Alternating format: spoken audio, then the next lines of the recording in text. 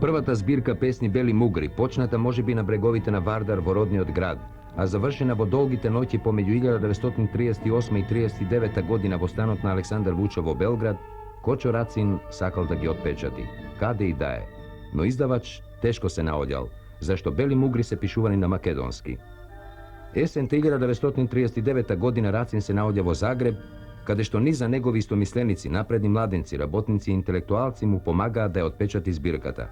Vo malo to zagorsko gradče Samobor mu naodjavati izdavač. Ovdje, vo ova zgrada, pred Vtorata svjetska vojna se naodjala pečatnicata na Dragutin Špuler, vo koja se otpečateni Beli Mugri. Na 25. novembri godinava se navršija točno 30 godini od izdavanja to na prvata stihozbirka na makedonski jazik. Ovdje se ušte se sveži spomenite za Racina, se čuva i mašinata na koja se pečateni Beli Mugri.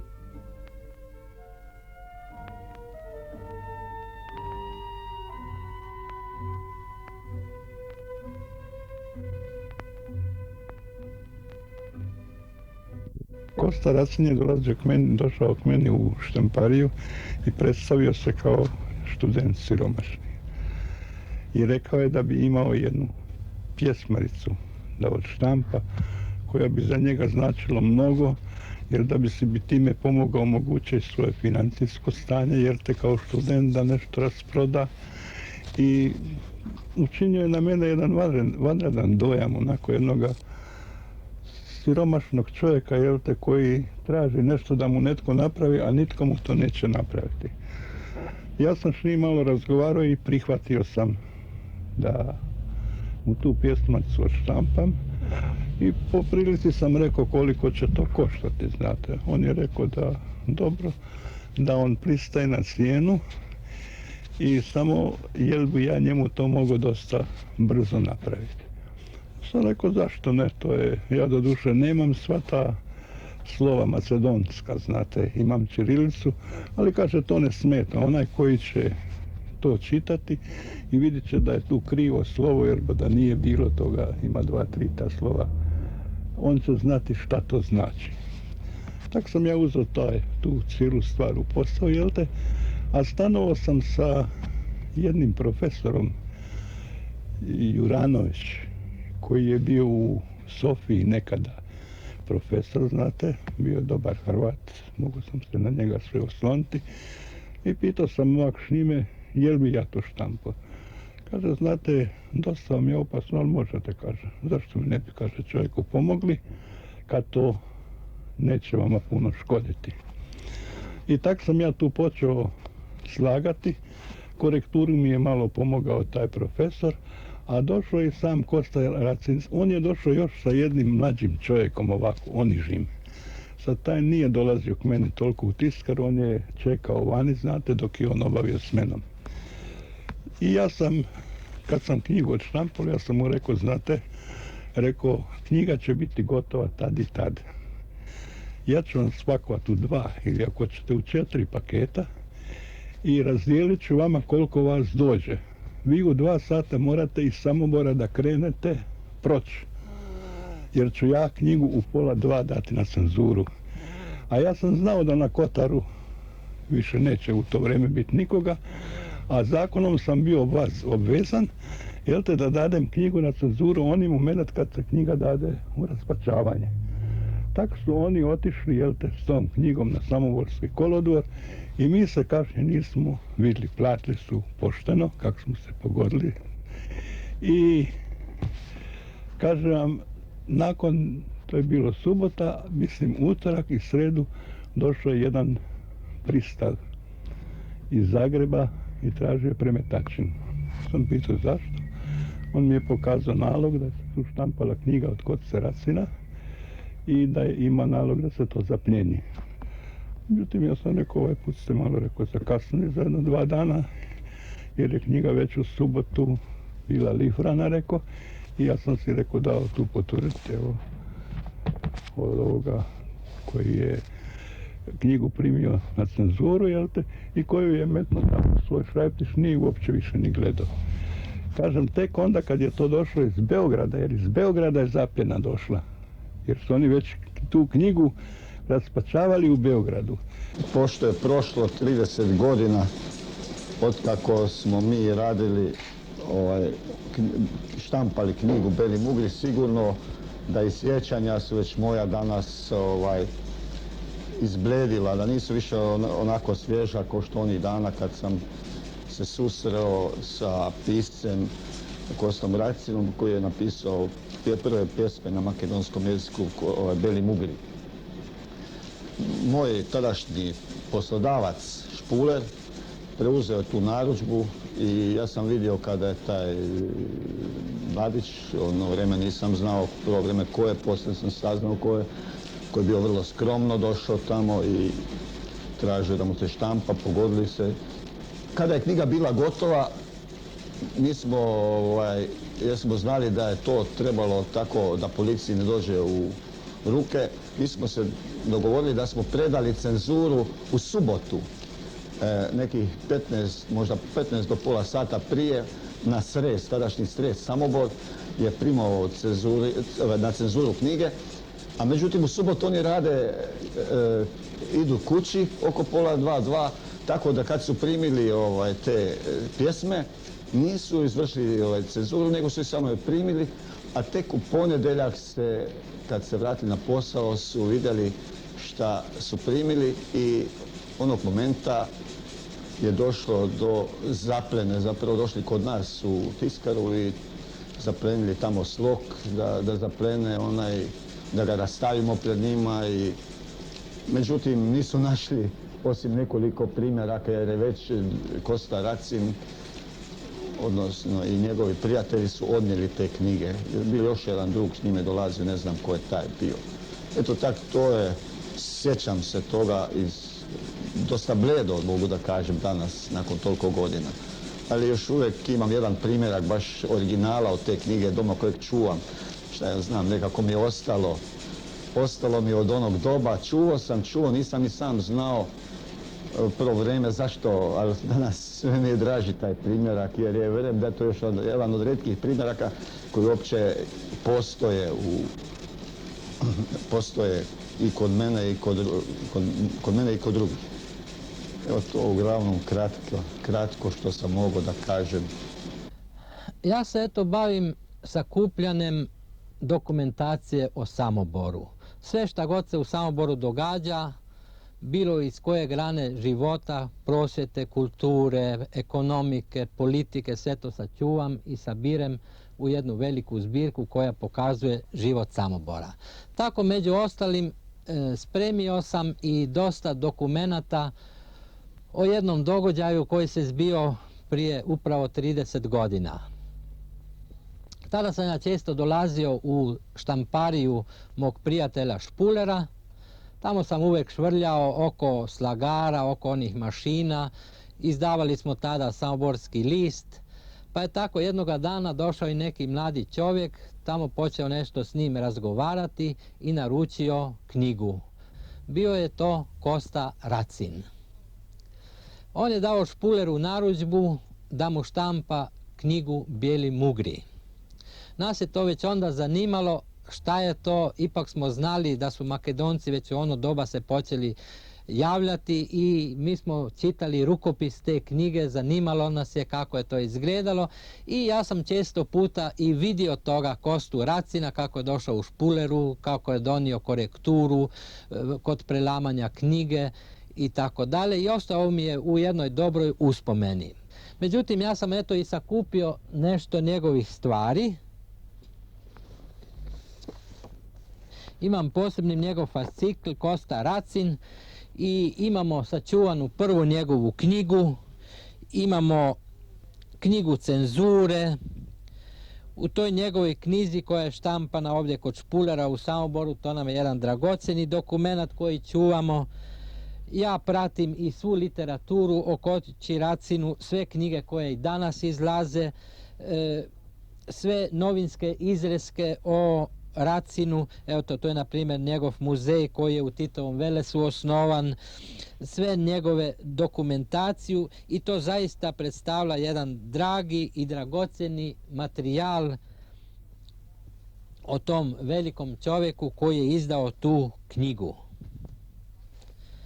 Da kako da je ta uspomena na Racina ostala velika, a i nedavno, ja mislim, Skupština općine Samobor da posveti tu uspomenu, proglasit će jednu ulicu u Samoboru na uspomenu imenom Koste Racina. Pred 30 godina u jedan ovakav tmurni, možda i kišni jesenji dan sreo sam se sa Kočom Racinom. To je bio susret sa jednim svijetom koji je meni bio nepoznat. To je bio susret sa Makedonijom. Sa Makedonijom pjesama, sa Makedonijom folklora, sa Makedonijom sna, ali i Makedonijom bijede, patnje, sa jednom porobljenom zemljom koja je sanjala o svojoj slobodi. Sanjala je preko pjesnika, sanjala je preko ljudi koji su patili. I nije bila Makedonija sama. I tadanji Zagreb bio je okrenut jednoj viziji budućnosti. U toj jednoj atmosferi ja sam sreo Koču Racina u Mošinskoga ulici, u stanu u kojem je tada stanovao Oskar Davičo.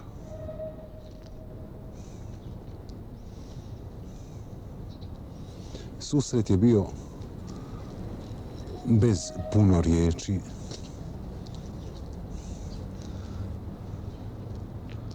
Kratak, jednostavan i srdačan.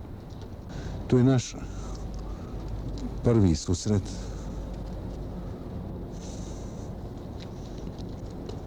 koji se nastavio bez dogovora. Mi se nismo dogovorili da se vidimo više, ali dugo sam razmišljao o riječima koje je govorio, o temama koje je započinjao. Za mene je to bio svijet vrlo uvjerljiv, snažan, a i njegova riječ je bila uvjerljiva. I poslije nekoliko dana mi smo se opet slučajno sreli na ulici. Bilo je to na Medveščaku i bilo je predvečerje. To predvečerje, čini mi se, ukoliko sjećanje ne vara, a ukoliko samo sjećanje nije dalo boju tom danu, bilo je neko svjetlo predvečerje, nekakav čudni, osunčani zapad, zalazak sunca. I mi smo napravili jednu dugu šetnju i preko Medveščaka vratili smo se baš ovdje negdje, na Gornji grad, ovdje oko Uspinjače, na ovo šetalište Štrosmajerovo, na ovo šetalište ljubavnika, pjesnika, djece, a i umornih i starih ljudi. Ja se ne mogu sjetiti svake riječi, jer 30 godina je prošlo od 39. godine. После известно време, Кочо дојде во Велес. Ние го прашавме на кој начин успел да печати збирката Бели мугри, за сите негови перипетии и околу печатењето и по печатењето.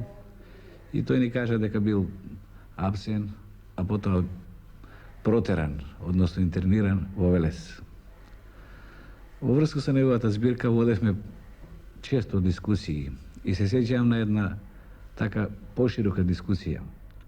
Го прашавме зошто неговите песни не се напишани на велешки говор. Тој ни објасни дека već ako sozdavame literatura na makedonski jazik, to jazik treba da bude jazik na cijela Makedonija, a ne jazik na jedno područje, jedan govor od jedan region. I дека na ta linija treba da se vložuvaат napori za sozdavanje na jedan takov literaturen makedonski jazik. Oni su došli sami. Ali mislim da je bila neki ured u Mošinskoj, ko da sad gledam, u Mošinskoj ulici, to je morala biti neka tehnička kancelarija gdje sam ja išao na pregovore. Tamo je bio jedan gospodin, blond čovjek, znam da je bio dobar Hrvat, ali ko je bio ne znam. Oni su meni preporučili. A mislim da mi ga je preporučio i Štef Hrčić. To je samoborac koji je bio u Zagrebu i s kojima, kako mi samoborci imamo veze, da mi je ga i on preporučio. Ali najviše mi je preporučila njegova skromnost, znate kako je on to došao i kako sam ja vidio da to njemu Zagrebčani neće da štampaju. Makar je to bila lijepa naklada od blizu 4000, znate, to je ipak i za Zagreb interesantna naklada, ne samo za nas male štampare. Jer ja šta više, ja nisam od njega tražio niti kapare. Stihovi su ostavili na nas, kad smo ih čitali, vidjeli smo da u njima ima nešto što sigurno budi čovjeka, što daje nove horizonte, otvara nama i sigurno da u ono vrijeme je to za nas bilo isto ovako jedno osvježenje i nešto novo, što možda do tada i nismo štampali. Mi smo imali manje više drugačijih do onog vremena smo drugačije gledali neke stvari, ali stvarno oni stihovi su stvarali jedan novi horizont kod nas i pamtimo ih.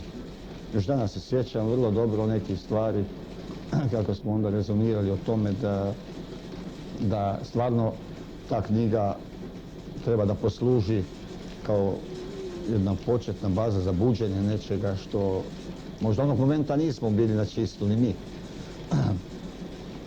Danas nam je sigurno jasnije. Tako je to. Ne znam šta bi još mogao da kažem u vezi toga, jer sam stvarno velim, sve ono što sam još zapamtio, što mi je ostalo, to sam kazao. Ćeš slagat malo.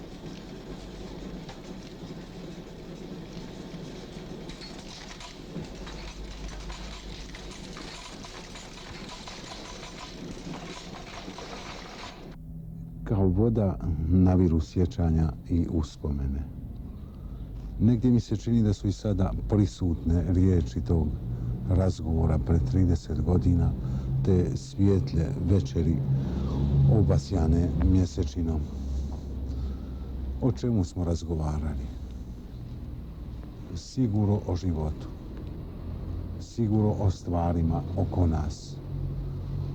O onome na što su nas navodile oči, ali i onome na što nas je navodila misao.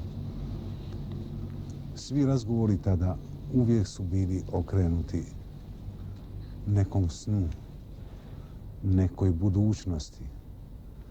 O budućnosti se govorilo kao da ne postoje zapreke i provalije između današnjice, između ondašnjice i između budućeg ostvarenja nekog sna, neke vizije, humanizma, svijeta koji se tada mogao samo zamišljati. A zamišljali su ga patnici, ljudi izvan zakona, robijaši, borci,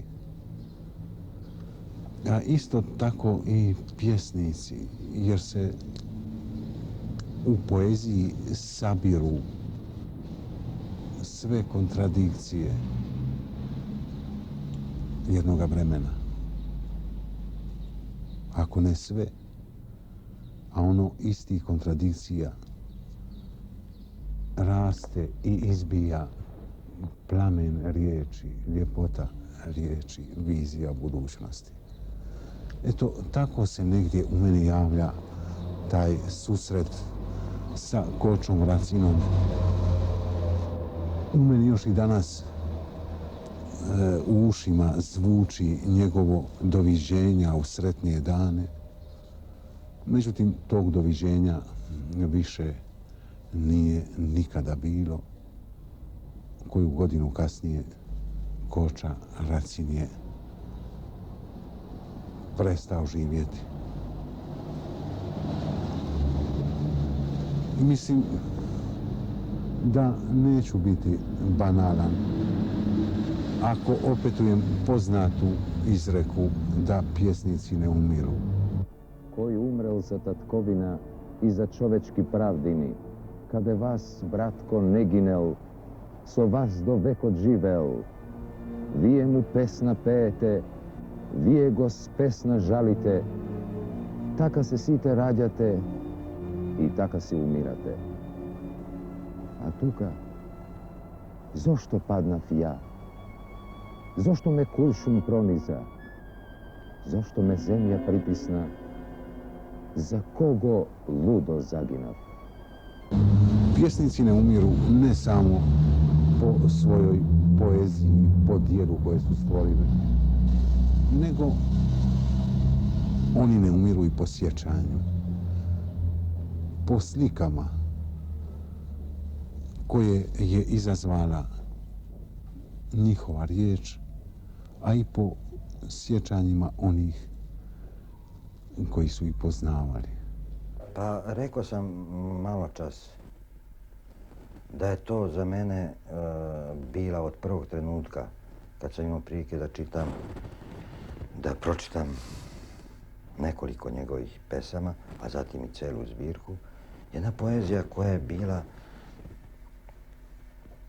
svakako umetnička, ali imala onu dubinsku neku dubinsku vezu sa narodnom, ne budući pritom ni folklorna, ni pozajmljivačka, ni ala narodna, nego prosto jedan izraz poseban, vrlo ličan, vrlo svoj, sa nečim što nije bilo individualno samo, što nije bilo subjektivno samo, nego što je bilo objektivno za tu sredinu, što je bilo osjećanje, što su bile asocijacije, što su bile misli čitavog jednog društva, čitave jedne zajednice narodne, nacionalne.